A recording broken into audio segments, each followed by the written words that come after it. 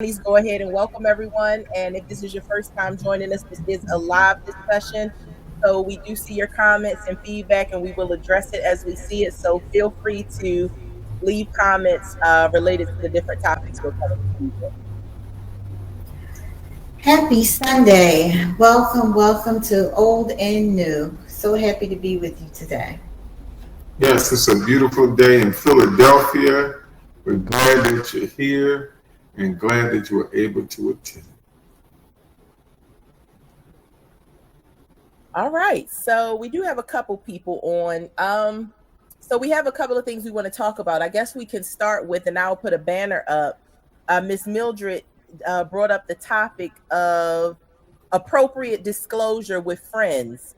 Like, so when you're in a relationship, so how do you determine what you tell your friends about your partner, about your marriage? Like, does it matter? Like, is it okay to be 100% transparent with friends when it's just dating and maybe boyfriend, girlfriend? Does marriage like block things off? Or Kenny's thoughts in general on sharing with friends, I guess, and family, intimate details about your relationship? Well, I think you can share maybe superficial things. Clearly, if you're getting knocked upside the head or physical abuse, then you do want to share that with someone so they can help you get out of it. But in terms of intimacy or sexually deep, explicit details, I don't think that needs to be shared with anyone unless that's somebody who you really trust, and they're not gonna go back and share what was said, because you have to keep in mind that people are looking for companionships or not, just to maybe be somebody that you can call up. So you have to be real careful what you share about your significant other. Well, I agree. I mean, you do have to be careful, but you do have to have somebody you can talk to. That's why people have best friends and they have like their brother or sister that they may be close to. So you may be able to talk some intimacy to them. And if there's a problem with the intimacy, you definitely need to talk to somebody about it. And that's where counseling comes into play. You might not be comfortable talking to your brother, your sister, or your or cousin, but you may be able to talk to your counselor. And I know a lot of people come to therapy to explicitly talk about intimate details of their relationship. The problem with disclosing intimate details of your relationship is now you give them a focal point to judge that person on, whether they feel like they're treating you right, not treating you right, giving you enough sex, not giving you enough. That thing is subjective. So once you open that box, then the people get to interpret what they think of that person, and that may last for a lifetime. So you gotta be careful with that. And then you might try to pull it back because, like you say, they go back up in your face, and now it's too late. Once it's out there, it's out there. So when do you share? Do you do need somebody that you want to share things with? But that's why therapy is important. Your mom, your sister. But then if someone gets upset and angry, and I've seen this, then that person who you shared something with, then they blurt it out. So then what? Now you feeling violated, but you did say it. So now you have another whole problem. Yeah, I think you got to take into context the type of person you are also. Like, I'm pretty, like, I remember one of my sorority sisters called me stubborn, and I hated that word. But then after I looked it up, I see how she could say that. So I'm pretty affirmed in my decision making, and out of most of my friend groups, I am the most transparent. And I think because I've already, what someone tells me about a relationship, I've likely already thought that. And so if they see it, it's just reinforcing, maybe like it's either going to further confirm how I feel in whatever I'm sharing. Like if I'm like, oh, this is happening, I think I need to do this. But I think that, like I haven't had any negative things from sharing and being transparent. Like, you know what I'm saying, from sharing that. But I also am very, very selective. Like people think because I'm sociable that I have a lot of like friends, but I really don't have a lot of people that know my intimate details. I remember even posting on Facebook one time, and I said, what do you all think about like the content I post? And they said, you post a lot, but you don't really post what's going on with you. You more so like ask questions for perspective. So I think there's value. I would encourage people to share more, but I do understand, like you said, once you share, you expose your partner to the opinions of others. That's very true, and that's what I'm talking about. But you got to say that age is relevant in this too, because in the world of social media, people are sharing their intimate details on Facebook, on Instagram. They're talking about how good the sex was. They're talking about what their partner can do. So this, in that generation, this new generation, they're a little more explicit. That's why the words are more explicit in their music. They talk about things on a deeper level. Whereas a person of my age, we see that as being appalling or even disrespectful, to be telling what your wife does in the bed. But this is what this generation, and I'm not knocking it, I'm just saying I don't subscribe to it. What you think? To each his own, you're right. But like I say, you expose yourself. Now you have somebody looking like, oh, they doing all that. I'm gonna see if I can get in on it. So now you're exposing them to people coming up to him because you done said, wow, he is like 10 inches. You got to try this thing out, man. Like, where you get this from? Don't be telling everybody. I won't, honey. Come to find out, they like, your partner done exposed you to all of this, so yeah. Yeah, it's a slippery slope, to be sure. Mm-hmm. But I would just tell people, whatever you're comfortable with, find people that you are comfortable with, that you can talk about your problems, and find a good therapist if it becomes problematic. And you don't need to share, like some people tell everybody everything. They told this person that, then over here they told Susie, now they told Jamie over here. So everybody knows your business. And now you're wondering, nobody likes you. Everybody knows everything about you. So if you must share, then find one or two people that you feel comfortable with and sharing.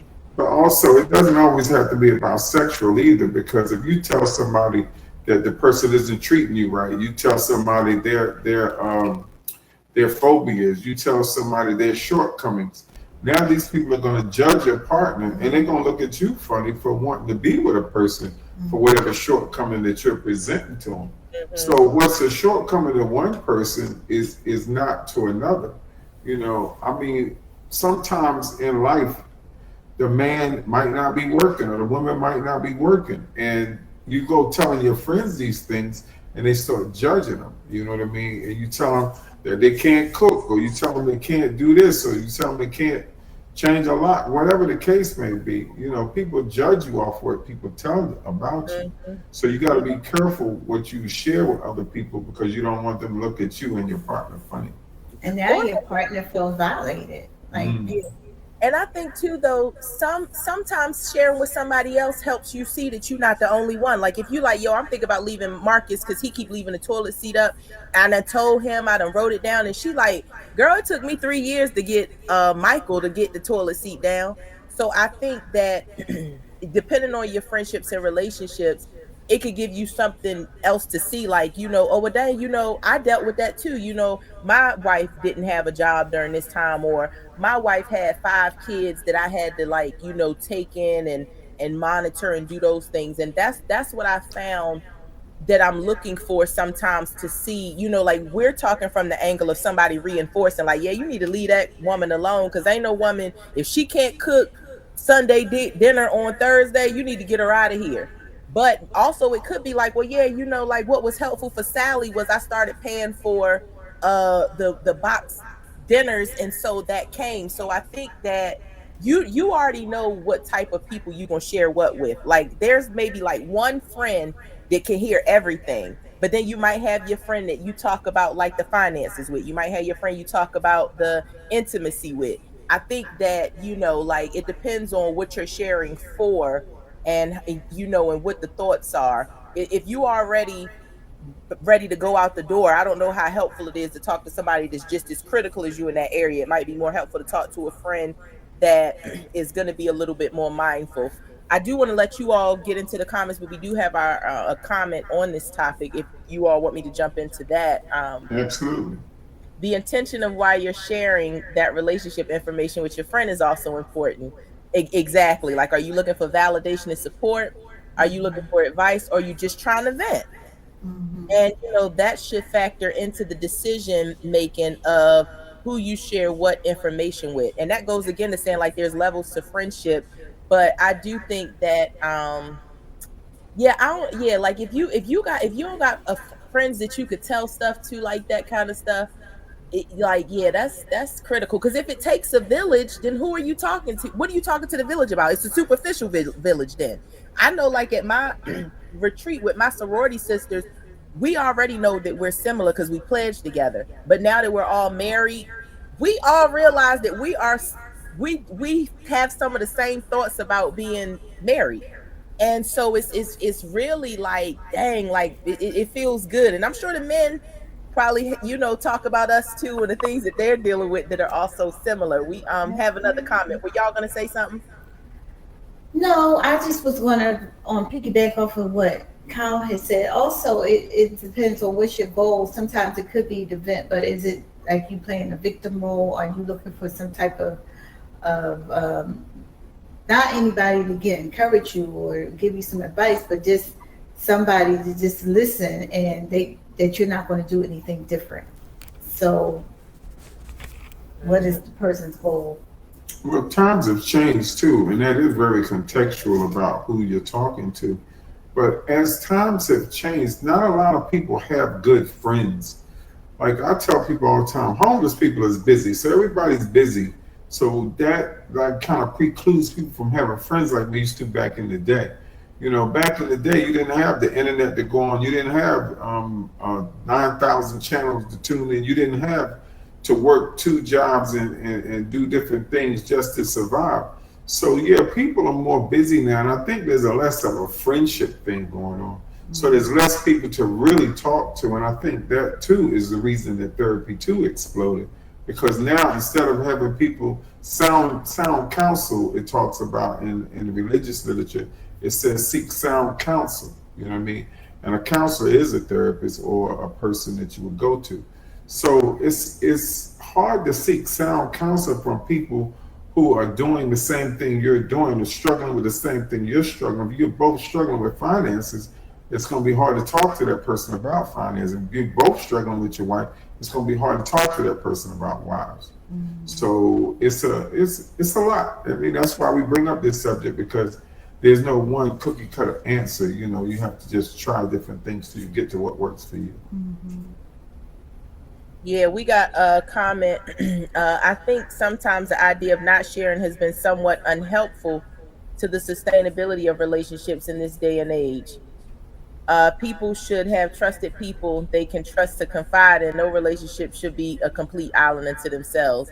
I agree with that. And yeah, like it is important to think about, you already kind of know what kind of advice that friend would give in regards to that. So it is important to be really intentional. I don't know. In 2025, it's best to talk to a therapist. Therapists won't hold a grudge. And again, yeah, because family members can look at the person and, but I guess, I don't know, like the flip side of playing devil's advocate, should your partner be doing something that you can't tell nobody about? Like, what does that say about the circumstance?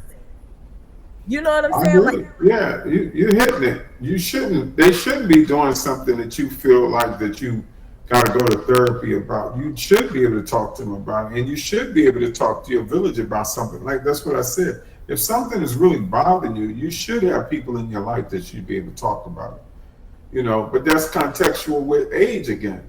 At my age, the friends that I had have either passed away or moved away or not around. I mean, I associate with people, but I don't associate with anybody that I would tell about something going on with my wife. I don't associate. I would associate with people to tell them what's going on with me, but I've never brought my wife up as far as wanting somebody's advice on that. If I'm going to talk to somebody, I probably would talk to you or somebody who I thought, could be objective about it too. You got to remember, you got to make sure people can be objective, because if you're talking to somebody who's prejudiced towards you or Sure, they your best friend, so no, they're not going to like your partner, or they may like your partner so much that they're going to advocate for them, and that's good too. I mean, it's no right or wrong to it, but you should have somebody who's advocating for both of you, like you, Ashley. You know, your people I know, they advocate for both of you. You know, the Yeah, people that me and Mildred know mutually, they advocate for both of us. So that's good if you can find that, but I don't know if everybody can find that. You know, I know people whose mothers or fathers or family hate the wife or hate the husband. You know, so how you going to discuss that with them? You know, and I don't right. know a lot of people who have a lot of good friends anymore. Not my age group. You know, Yeah. maybe when they're younger, but you know, as you get older, you know, I don't know. I don't know about nobody else, but I really don't have time to cultivate new relationships or friendships. No You new know, friends. no, I don't have time. Not Yeah. at this point. And I think too, a lot of it has to do with like the discrepancies between relationships, right? Like, let's say that it's a group of girls and they all homegirls, and one girl, her husband or her partner can only take her to Golden Corral, and everybody else husband taking them to, to eat in the Red Sea or, all these other places. Then that could, feel uncomfortable with sharing. So I think how similar you are, because then it's always like the next level. And like I actually know couples that have gone through this where, like it was a couple and they were traveling together. It was four. There was four people, two couples. And one couple, the man got the woman like a very extravagant gift on that trip. And the other woman cried to her husband because she wanted she wanted an expensive gift too. You know what I'm saying? And she didn't. I mean, like, Covetousness. what you all think about that? Like, I mean, was she wrong for crying and feeling sad that she didn't get an expensive gift? That sound like some spoiled behavior. That's just me. If you know what your husband's or what your financial situation is, then you know you can't keep up with the Joneses.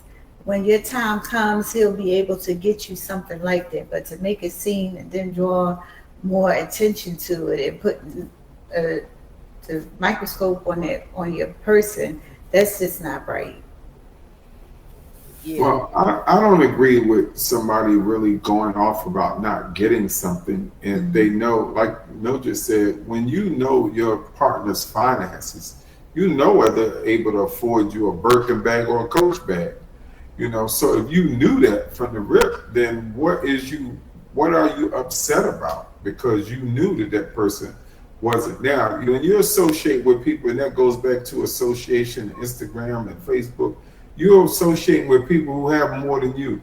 You associate with people who have a summer house. You associate with people who drive luxury cars, and you drive a Chevy, which is nothing wrong with a Chevy. But if all you can afford is a Chevy and a Coach bag, you should be happy with your Chevy and your Coach bag Oh, until you can get more. I exactly. remember years ago, Mildred asked me for a bag, and I said to her, I said, I can't get you one right now, but if you can wait, you'll be able to get all you want. And that's what she said she was willing to wait because I didn't want to just get one and not be able to get anymore. You know what I mean? But then I wouldn't want to be with a materialistic person who all they cared about was material things. If you're upset about that I can't get you a Birkin bag, then I'm probably not going to be the person for you. And I Yeah. don't think that men should put that type of pressure on themselves to get a Birkin bag that costs $50,000. Now, I don't know about nobody else, but I don't know how rich I'd have to be to even contemplate buying a $50,000 bag. But that's just me. I'm Yeah. not, and I'm not knocking people who have it or want it or none of that. I'm Yeah. just saying that's not something I aspire to do. You Yeah. know what I mean? Now, if I'm super rich, then it don't matter. I get it. But I don't. I personally don't know anybody who owns a Birkin bag. Not personally. Yeah, You know no, what I I mean? don't So. either. And if I do, they got it used. But with the girl, because this was a couple I was working with, she didn't like expose him or make it a big deal. She Okay. when they got back to the room because they had went shopping at the mall, and the husband surprised, like they knew they was going on a trip together. The purchase that he made was unexpected, and she was emotional about it because she was just, saying kind of like, she was riding with her. She was just like, dang, I wish I could have, we could do that. You know what I'm saying? So it's just kind of exposure to something and desire. But she didn't say like in front of everybody else, where you getting my gift? It was just because he was saying how it made him feel.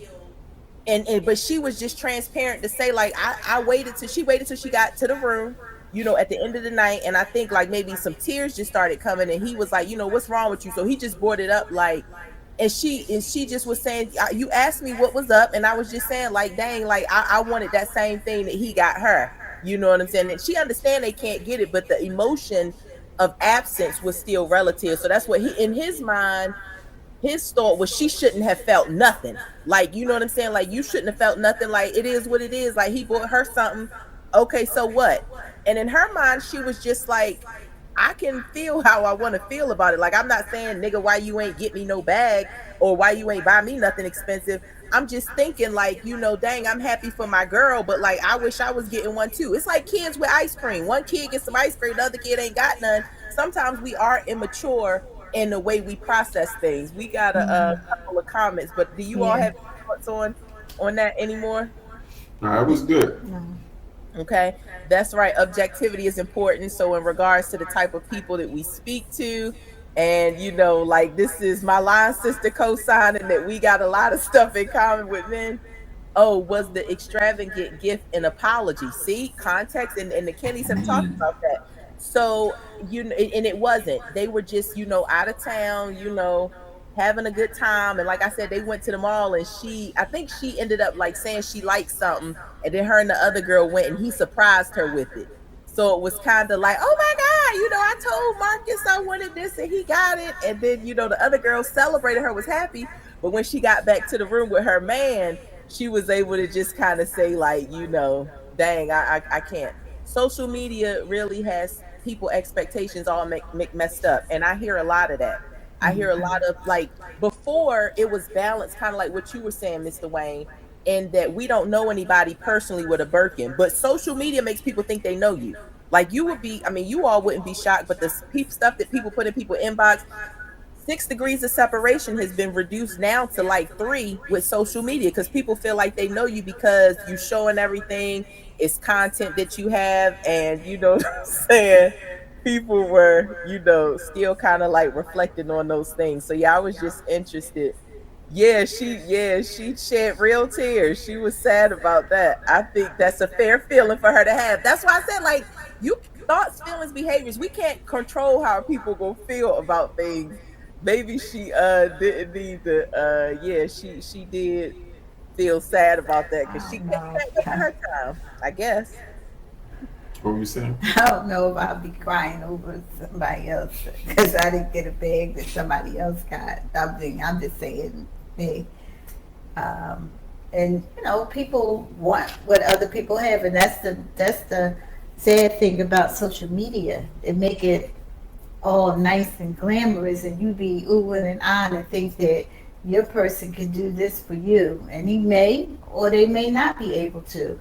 But that's how the lifestyle that they live, and that doesn't mean that that's going to work for you. Well, that goes back to emotional regulation. I remember the other day I sent y'all something talking about how teaching your children or teaching your people emotional regulation is like survival. You know what I mean? Because if you can't regulate your emotions, then you're going to have those visceral reactions to somebody else obtaining something, getting a new job, getting a promotion, hitting a number, whatever the case may be. If you can't celebrate somebody else without lamenting you not getting it, if I get Mildred a Gucci bag, and you at the mall with your husband, and he can't get you a Gucci bag, and you get back to him, man, I sure wish you could get me a Gucci bag. I don't think that's fair, because you know the circumstances, and you know that one day, if that person is, when they're capable of it, they will do that for you. So I don't feel like that's really necessary for people to do that. And to me, it just shows a lack of emotional regulation, where they can't regulate their own emotions and try to pawn their emotions off on other people. Because I was talking to a guy the other day, and I was telling him, if I was single, there's no way I would buy anybody anything they couldn't buy themselves. That's just how my mind works. I'm not going to buy you nothing that you couldn't buy yourself. My first dates would be coffee. You could get Starbucks out of me. That'd be probably about it. Because I'm not leading with a wallet. I'm not leading with trying to prove something to you that I have money or something like that. If you don't want to have coffee with me and get to know who I am, then it wouldn't be no use. And if you think I'm gonna buy you something that you couldn't afford yourself, then you're delusional. Because that wouldn't work for me. What you think? I know that's how you think, honey. Yeah. But that's true because you want to get to know the person. And if you know that person, you know if they could do that for you, they would get you that and anything else. So just to base that on something that somebody else got, I do, like you said, that's emotional regulation. That's like more behavior of a child. I want that because they have it. And then when you get it, you may not even want it. You just wanted it because that person had it. You wanted that feeling that that person had. Oh my God, I said it and I get it, but it's not your turn. Like you say, just be happy. And when your time comes, you'll get your. And I think for men, for women, it's usually like the example I gave. But men, I think a lot of people do that, and it comes natural, to compare. So it says comparison in relationships can be the stealer of joy and the demise of a relationship. A person already knows what their partner is financially capable of doing. I respect her honesty and feelings, but that could also activate a sense of insecurity on the man's part. And I think for men, it's usually talking about an act of service or a physical feature of another woman. So like let's say that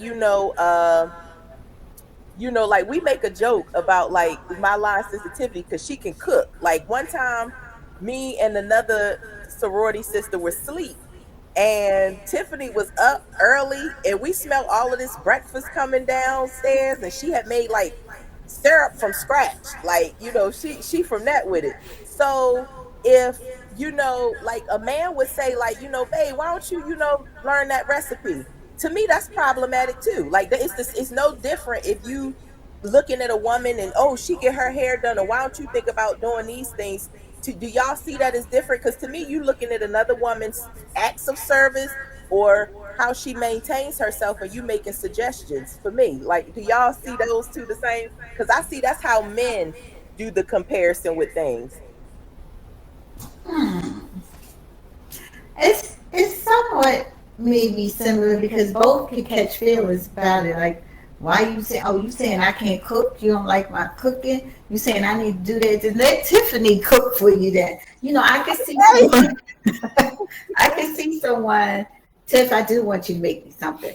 I can see someone feeling that way. So it's kind of similar. But in that instance, like Kyle said, that could make the man feel like really insecure, or it could also make the woman feel so it's good. It's sort of like this on the same level. I can see that, but that goes back again to emotional regulation. Like, I would never say anything to my wife to make her feel less than, because I know it would make her feel less than. I don't think she would intentionally say anything to make me feel less than, and it depends on how materialistic too that you are in this world. Like, if material things mean something to you, then yeah, you'll lament somebody getting something that you don't have. But there's not one material thing a man could get or a woman could give a man that I would want or would be envious of. It reminds me of when I used to send flowers to Mildred when she worked. And I would always send 2-3 dozen because I know the psychology to how office culture is.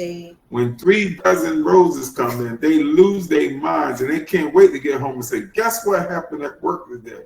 Why you don't ever send me nothing? You know what I mean? And that's again, they can't regulate their emotions, so they go home or they come up to Mildred saying, well, what did he do? Like, I had to do something wrong because I sent roses. You get me? So this is what I'm saying. Women are emotional creatures where men are more logical. You know what I mean? So I get how they get caught up in their emotions, but don't get caught up in your emotions and hurt your partner's feelings, is what I'm saying. Yeah. Watch your mouth in relationships, and your partner. Like, what they're like. It's so many in one. So social media is like a gift and a curse. Like, it's a curse in the sense that it exposes people to unhelpful things. Like, did y'all see the side chick that went viral, she basically did a TikTok, and she showed how the man, like I guess the man's wedding went viral, but she showed how he was at her house the night before. I didn't see that. Yeah, like it went viral. Like she was showing that. So like but it's positive in the sense of there's so many tools and worksheets that are from clinicians that are online. Like I know the Gottmans are a popular they do a lot of couples work, and they'll have worksheets to look at like strengths and areas for improvement and just different things like that. So I do think that it's important to look at like different strategies like that, so that you can, because you have to look at what your goal is. Your goal is not usually to hurt your partner's feelings, it's to motivate change. And so what was her goal? What was her goal of posting it? She was mad. She wanted the wife to know. She said to let the wife know what kind of man she's marrying. I had a real life situation like that happen several years ago. A guy got married, and I knew the whole circle of people, his girlfriend, the woman he married, all them. And when he got married, he had been on the girlfriend house the night before, just like on what you're saying, only this is 20 years ago. And what happened was, when the girlfriend found out, she hunted that wife down and went to her job and confronted her about it. And when the guy came home, and he had only been married maybe a couple of weeks, his stuff was sitting on the curb. And they never really recovered from that. And they got divorced a few years later, and he remarried again, though. Now he's happy, though. He seemed happy. I need my sis friends to go beat her because she didn't have to put that on social media. Listen, I'm the same way. Like, girl, now you just doing too much. Like, she had the girl's name and saw the shares on Facebook. So, she didn't even know the guy was getting married. Now, he should have told her if he didn't tell her. Her goal was to embarrass the guy. Her goal was to be bitter because she was the one that woke up with a wet butt instead of a ring. See, yeah. But like, he should have told her. Yeah. He shouldn't have. Nah, I don't agree with that. He shouldn't have told her, Mr. Wayne. Nah, because he knew what the reaction was going to be. He knew she would go off. So no, but that night it might not have went viral. She might have went off, but in a different kind of way. No, he knew that she would go viral. Everybody knows who they're dealing with. You know what I mean? Like, they know. So you don't think anybody could be like catfished or anything like that in relationships, like or be catfished every day, misled? Like, you think people? I'm hard on people too, but you do think that people know who they with? Oh, absolutely, absolutely. They know who they with. They might be in denial about it, but they know who they with. Remember we talking earlier, and I told you that the average person lies 6 times a day, and the main lie is, I'm all right. Mm-hmm. You know what I mean? Like, no, you know that there's something going on, or you got a feeling or whatever. But right. You know your partner's what I'm saying. You know if they're going to go off about something. If you tell them, you know how they're going to react. So I can't blame somebody for gauging somebody else's reaction. We have a video, Miss Mildred, that you sent, and it's about Black women.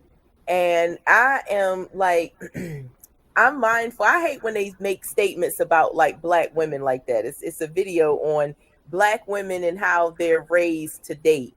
And I just think they should say something like Black women that are lower socioeconomic status, or Black women that only have an 8th grade education. Like, I think they should insert something additional, because I don't know how I feel about this, but I'm going to share it. But do you all think that, or when did it change? Do you all think, if it has changed, that Black women are raised to like be in relationships or be hyper independent? What do you all think about Black women? And maybe break it down in the context. I'm going to make a banner, and then after your thoughts, I'll share the video. I think that it did change maybe the 70s, when it was more, we were more family oriented. We were just about getting married or taking care of the home.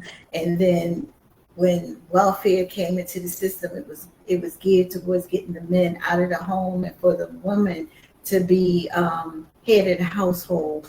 And so some kind of way that shifted, and now the women think that they don't need a man. They could, well, some women, they could do things on their own.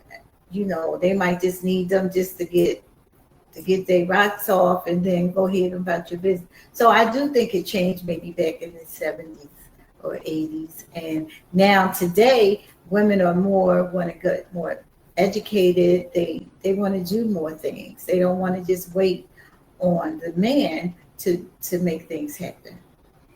Well, Mildred hit it on the head. In the 70s was the sexual revolution, and that's when inflation hit. And when inflation hit, and you couple that with a sexual revolution, you had a scenario where women then had to really work. And they didn't have to work before that. Not to say they weren't working, but they didn't have to work, if you get what I'm saying. The man was able to pay for everything. That's where that man paid for everything come from. It come from the 60s and the 50s and the early 70s, but it don't come from the 90s to 2000 and 2020. Because now bills are so much that most people can't pay it by themselves. But so now let's skip forward. Women now are running households, and their main mantra is, I don't need a man. You hear them on the internet every day. I don't need a man. I don't need a man. And if you're teaching that to your son, he's feeling inferior. You're teaching that to your daughter, she's feeling superior. So now she's growing up to think she don't need a man. And there aren't many anyway. So, and most people, as I gave you the analogy, boy stands for burden on you, and man stands for meets all needs. You can go your whole life and not meet a man who can meet all your needs. You know what I mean? You're blessed and highly favored if you have one, because that's that 1% that Kevin Samuels talked about. That 1% can meet all your needs, but out of 100%, the chances of you meeting that 1% is like a needle in a haystack. I'm not saying that your man can't meet most of your needs. I'm not saying that you can't find a good man. That's not what I'm saying. But I'm talking about a man who's at that top level, that high value man. Chances are you're not going to run into you. And if you do run into him, you're probably not going to want you. And then sometimes people don't know what they want. They think they want all this, a high value man, six pack, this man. And when they get it, they don't know what to do to, to keep that man, because you have to do some things too. So what do you really want? And sometimes people don't know really what they want, because the man might not be a high value man, but he might have integrity. He might have this. He might love you the way that you want to be loved or need to be loved. That's or right. Maybe you don't know how to be loved because you weren't really given that love, because you were so busy being abused by what you thought you wanted, and they abused you. So it's all convoluted and mixed up. I listen to how women talk to men today, and it just appalls me. It makes my skin crawl. You know what I mean? I just don't understand how men got to the level of just taking people just talking anyway to them. But that's a lack of self-respect. You know what I mean? And like if you look at Maslow's hierarchy of needs, right above love and connection is self-respect. You know what I mean? And most people don't really get to self-respect. They think they do, but they really don't. Because if you respect yourself, you don't work on a job you hate. You have a circle of people you really care about. You've worked on your body. You've worked on your finances. You've done some things. You can't have self-respect and be a nobody. You can't have self-respect and not have goals and aspirations. You can't have self-respect and allow the world just to treat you any kind of way. Mm-hmm. It doesn't work like that. And I think with relationships, I do have the video queued up, but I think that we're not specific enough with relationships, and people are looking for an easy rule, but it really is down to the detail, because like you said, Miss Mildred, it's important, like character. Like I put up a status recently and I said, what's the difference between, or what's wrong with like a woman that values the bag over commitment? And, most people was like, it's fine as long as she's honest with it, and different feedback. And then, one guy just kind of said it's shallow. And I said, well, I appreciate you saying it's shallow, because just because a person views it in that way, does that mean that, she's a shallow person, or just in general? But I think you have to be so specific, because you can be a nice person, but the world we live in and the society we live in, that's not enough to thrive. Like when we look at health outcomes, when we look at, just quality of life, poverty is very relative to what type of quality of life you have. So you could be nice all day, but if you can't make ends meet, then like that could lead to greater health risks. Like in working in a medical school, like every study they do, every outcome, Black people are at the bottom of the totem pole. And there's this term that I attended this Blue Cross Blue Shield health panel, and they talked about like weathering, and they talked about the just the reality of a lot of like Black women. And I think that it's really a true fear for women that are like, I only want a lifestyle, because they go to extremes. Either I got a lifestyle where I'm comfortable and I'm single and I'm flying out and I'm this independent baddie, or I'm in this relationship and it's giving this. And this soft life thing, again, going back to social media, I do think people have unrealistic thoughts about that. But I think you have to get so specific, because it's like, okay, he's nice or he has integrity, but he won't get out the bed until 3:00 every day. Like, so you know what I'm saying? Or she's a nice woman, she's sweet, but she won't help you do nothing. Like, she wants you to do everything kind of independent, but she ain't disrespecting you. She ain't talking mean to you or nothing, but you like, dang, just help me get the bags out the car, baby, so I don't have to take 2 trips. I don't do that. So I think you have to like get specific with those things. But this was a really good video, Miss Mildred. I want you all to confirm that y'all can see my screen. Yes. Okay. A lot of Black women have. It's just, again, we speaking for our community. You don't need no man for nothing. Don't trust no man. This, that, and the third. You go out there, you get yours, you take care of you. And one day Prince Charming just gonna come and present himself on your doorstep, and so that's a lot of the toolets that our women get. So when they go out into this real world, the man got to climb a 200 with barbed wire fence from programming, and then her dating the wrong type of people because she wasn't given the guidance. Okay, yeah, go out there and get you, but this specifically is the type of man that you should be going after. Not the guy that's popular, not the guy that got money, not the guy that's on hoes. But when she get out in that world and she don't have that tutelage, those are what she's going for, because that's what's popular and everybody wants to be accepted. And while she's doing that, she's building up, she's getting done wrong, getting cheated on, getting disrespected, da da da da. So you add all of that with the upbringing programming, and you have this with the upbringing that a lot of.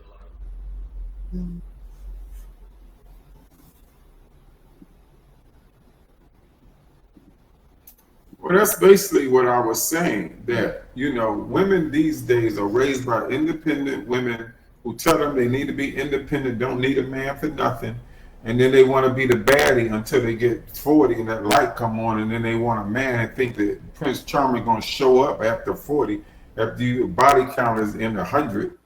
You know what I mean? And now you think Prince Charming. That's a video. I think you've seen it, Ashley, before, where the girl comes on and she says, sometimes you walk in a bar and you slept with 17 men in there. It take a strong man to be with you, just to grab you and say, you mine now. Don't worry about all them dudes.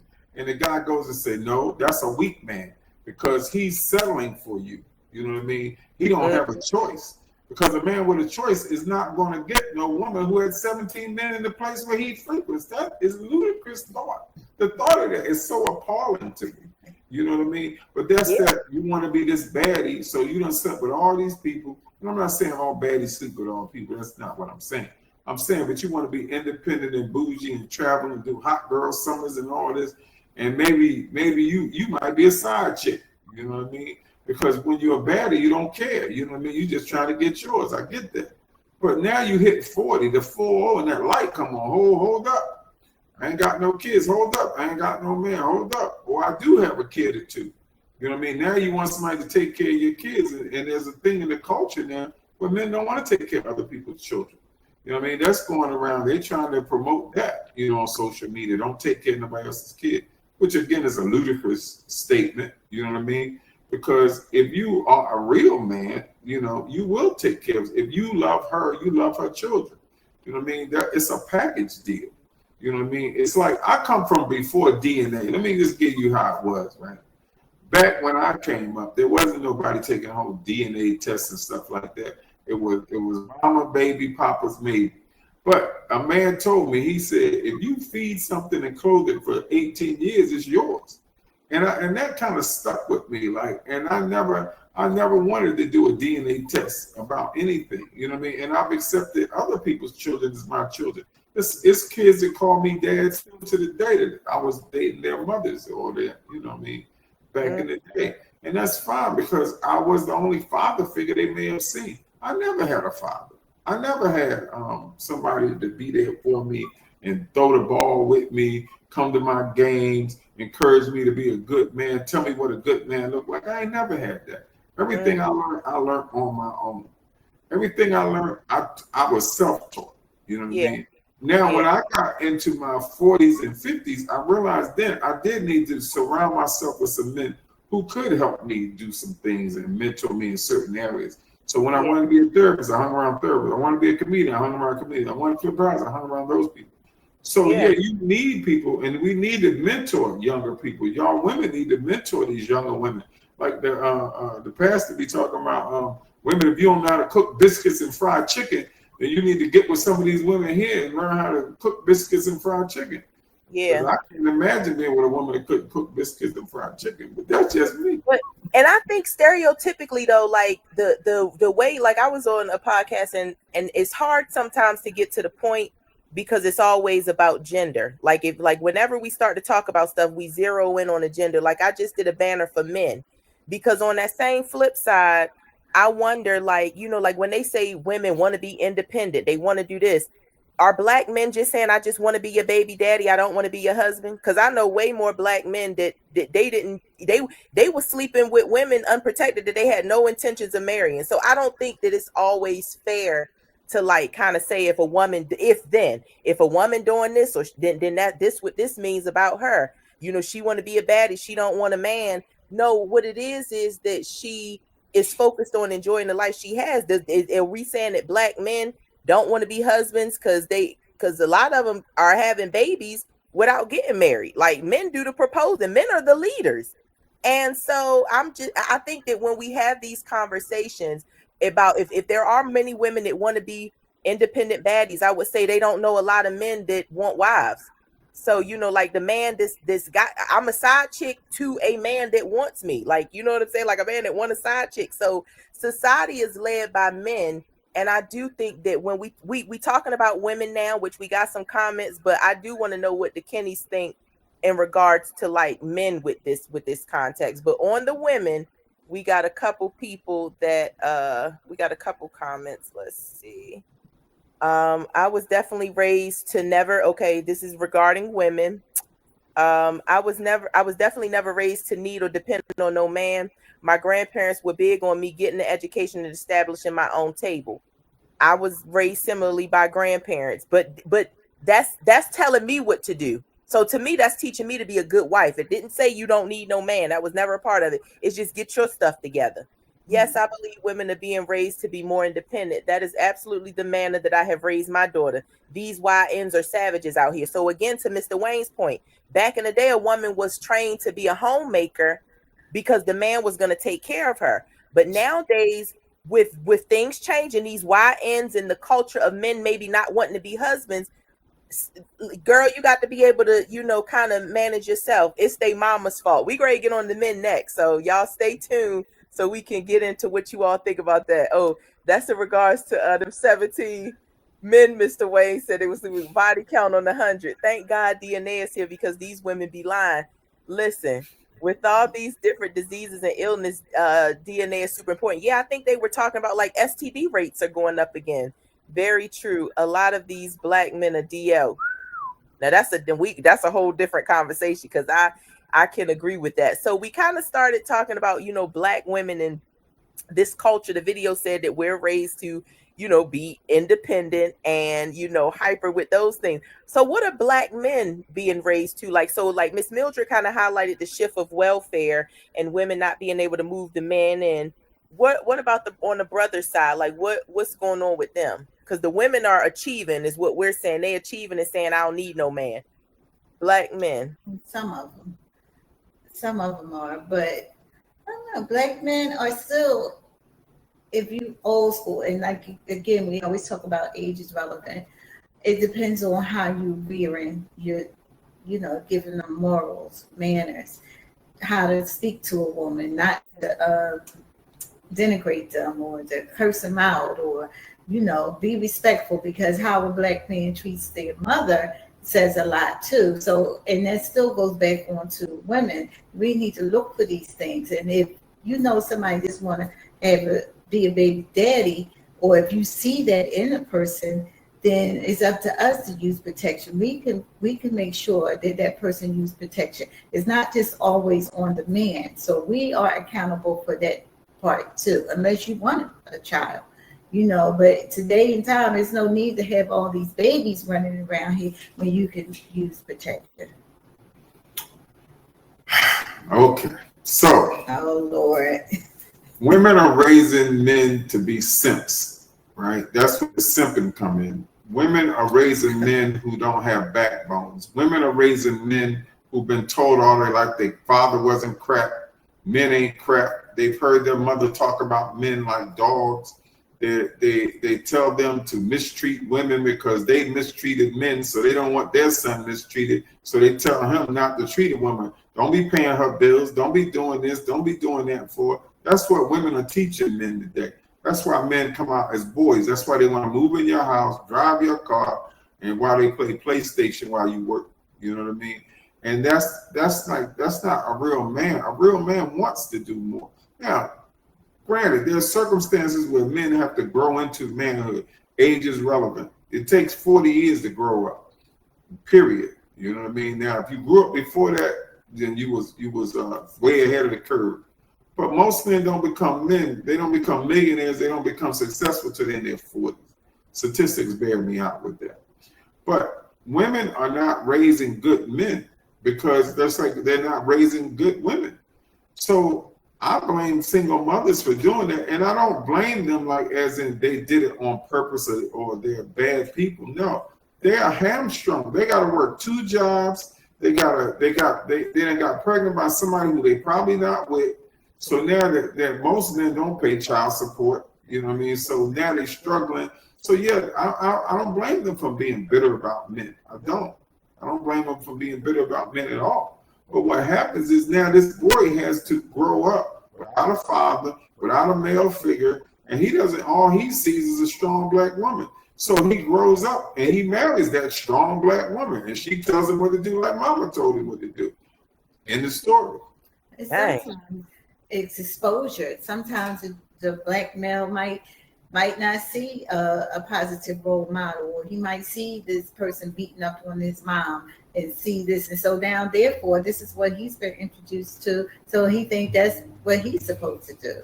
So exposure is real important on how you're exposing your kids to these different people that you're meeting. There might not be a potential for you to have a serious relationship. That's why I would never bring people around my kids until I was sure that this was going to be fruitful or serious relationship. But today they just bring in, some people are just bringing, you exposing your kids to these people who might not be mentally stable. They don't really want you, they want your kids. So you have to be careful and mindful of who you hanging with, who you associated with, and pay attention to these red flags. Well, let me ask you a question. You mentioned this, Ashley, about marriage, men and marriage. Men don't get anything out of marriage anymore.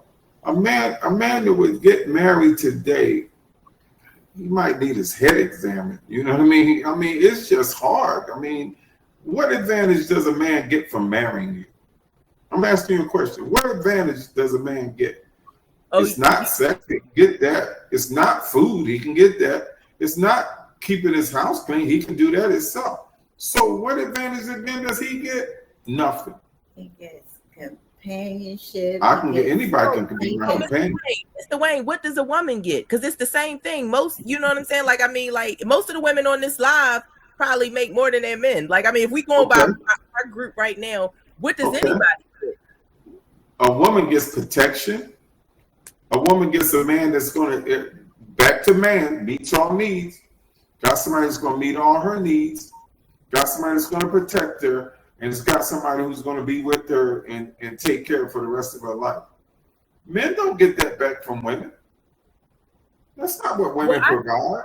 Women provide respect. Don't be without respect. I get respect from anybody. You can't always get respect from anybody. I can't.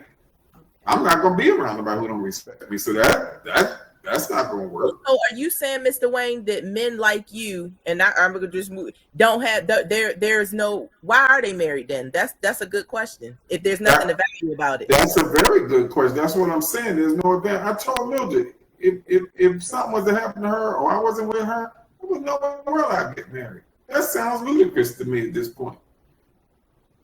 It does. Well, let me say it from a clinical standpoint, because superficial, you're right.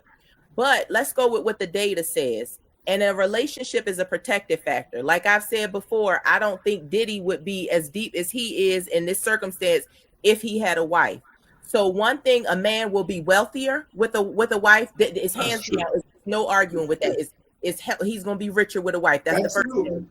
The second thing is in regards to health outcomes. And, I often tell a joke that you said probably a year or so ago is that you wouldn't date nobody too young, no way, because you need them to know if you having a stroke or not. That's right. Like you said. So when it comes to health outcomes, and that's one thing that I've been posting a lot lately, is we can talk subjectively about relationships and the points that you're making, like I ain't really getting nothing from it. I could get this from anywhere. But if we talk about what the evidence and research says, men that live the longest have a wife. Men that are the wealthiest have a wife. And if they may not be married now, but while they were acquiring and building that wealth. So that is but the right woman. I mean, I agree with you. Listen, I'm not disagreeing that the statistics are correct. I'm not disagreeing with that. What I'm saying to you is, at this point in my life, I don't see the advantage of it if I was single. If I'm talking to a single young man, I don't see taking. I would not put him in that. So somebody can take half. So they can take half. 70% of divorces also about women, and the main reason, because I'm not happy. Happiness comes from the root word happiness. Take half, honey. Listen, and that's another thing. Yeah, like everybody might not take half, Mr. Wayne. Yeah, I wouldn't take that chance. If I was to get married, they would definitely sign a prenup. Yeah, I think Absolutely. The culture today has created a perversion of traditional family values. Innately, it is being disincentivized to take on a traditional role. These women giving these boys daddies who have already proven they aren't worthy of the title. Yep, blame the majority of them. Right. Exactly, I'm the same way. I agree. Mr. Wayne, I think you have a point. Marrying someone like his mama, like they say, the saying is, mothers raise their daughters and love their sons. That's right. What Lotto say? Spend that $500 before I ever trap you. Lotto did say that she would go have an abortion before you trap her. Men are benefited more from being married than women, and that does say that. Now, this is what I wanted to talk about. Absolutely not. That we said before. When women usually say they're unhappy, okay, because we're clinicians, we know in psychology we do this thing operationally defining things. I can say I got a bad son, and to you would think he's disrespectful, he's lying, and he's stealing. But to me, I have a bad son because he don't do his homework. So we have to get on the same page about what is it that we're saying. Even though I'm saying bad, what do I mean? When women say they're unhappy, a lot of times what they're saying is I don't feel safe. Like, so you supposed to be protecting me, but I don't feel safe. I know a girl that went out, and I think the dude, I don't know if he grabbed her, but he said something to her, and her dude kind of like cowered down because he ain't want no smoke. Now, I'm not saying he should have died over her because it wasn't his wife, but what I'm saying is that protection doesn't always look the way it is. And a lot of these women, like you said, are more masculine. They are cussing you out like, nigga, I know you ain't touched me, do this. So I think that we have to isolate what we're talking about when we say benefits, because in terms of, it would be specific to the couple. So let's say that, let's remove gender. The benefits you get in marriage are specific to the couple, because if the woman makes more, women pay alimony too. They do. Because who was that? Ain't Mary J. Blige was paying like $70,000 a month. Sure was. Benefits in marriage is not about gender, it's about person.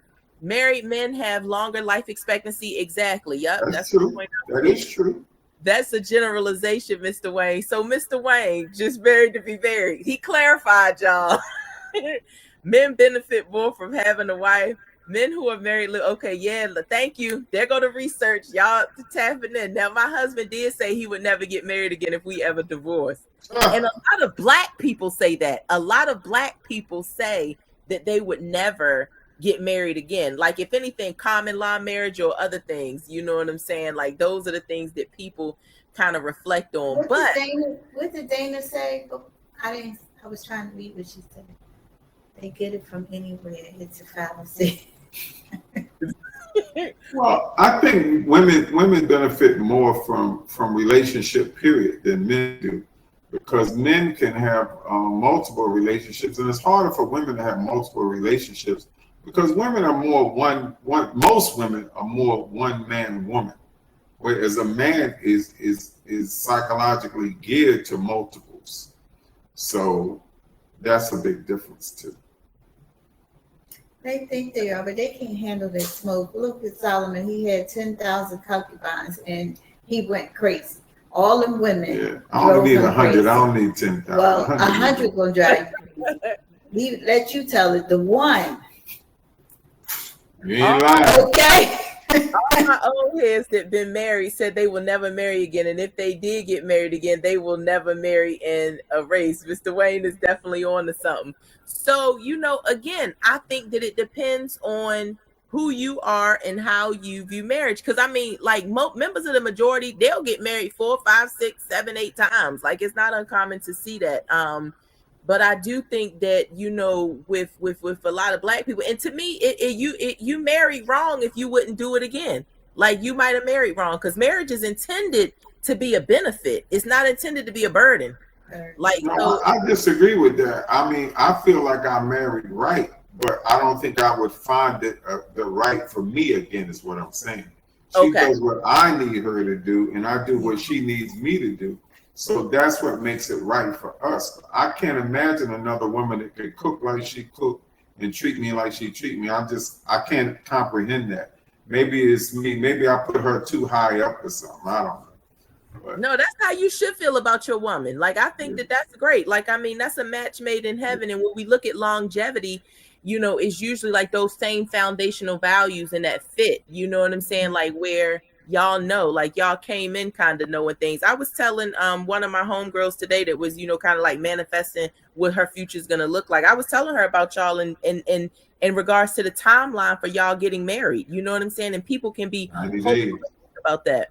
The time frame for marriage and such. It would take at least 3 women to do what she does for me. If I was to replace her, it would take about 3 women to do what she does for me. Good answer. It wouldn't be hard to find.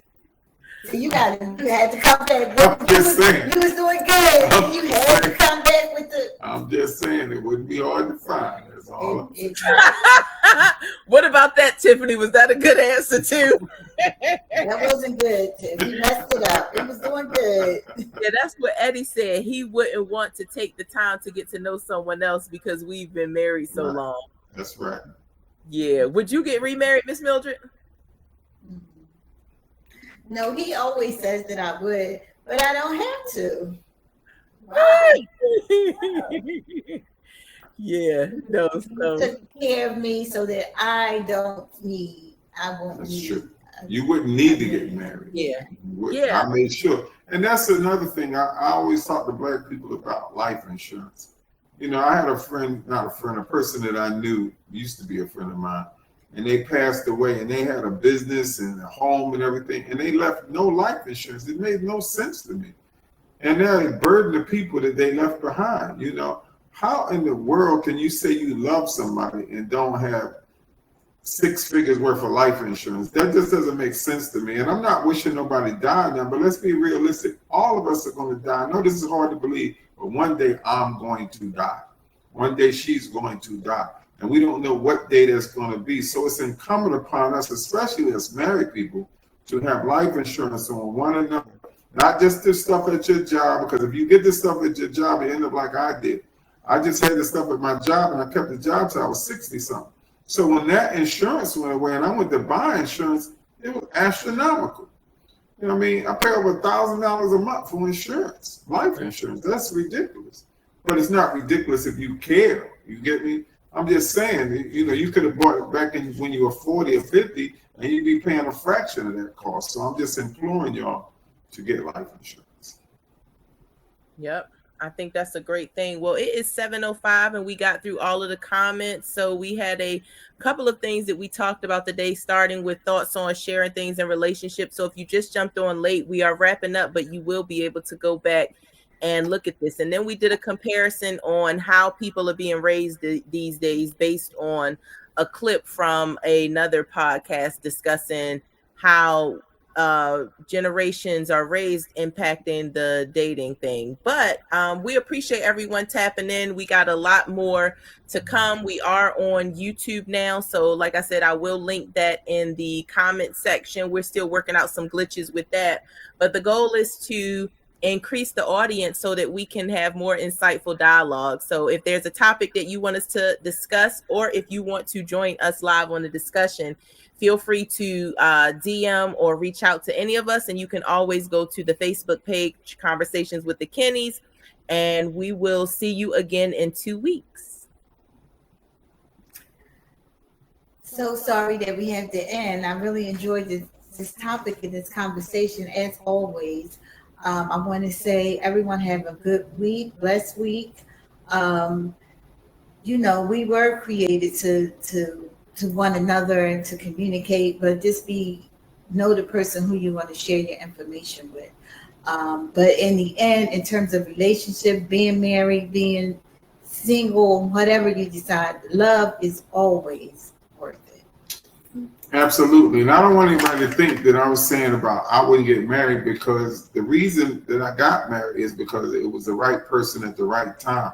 I don't believe that there's a right time going forward at my age to find someone else. Just like Mildred was saying, she wouldn't get married again. Marriage is a beautiful thing when you find the right person. You know what I mean? And I talk about how women are naturally submissive, but you have to have a plan. Submission, sub means under, mission means plan. I gave her a plan to follow and she was able to follow it. I don't think I could give that same plan. I wouldn't even want to give that same plan to someone else because it was uniquely meant for her. You know, so, you know, I appreciate, you know, all the people who fight through to stay married, because it's been a struggle for a lot of people. But I can truly say that I haven't had a struggle in these 24 years. You know what I mean? And I'm just blessed and highly favored. And I'm not going to try to replicate that in the future. I just want to live happy, joyous, and free. We'll see you in 2 weeks. That's right. And Mr. Wayne, your comment though made me think about the link that you sent out that we probably can address next time too, which is gray divorce, where people are divorced. That's a great idea. Relative to that. So segue into that. So stay tuned, folks. We appreciate y'all. All right.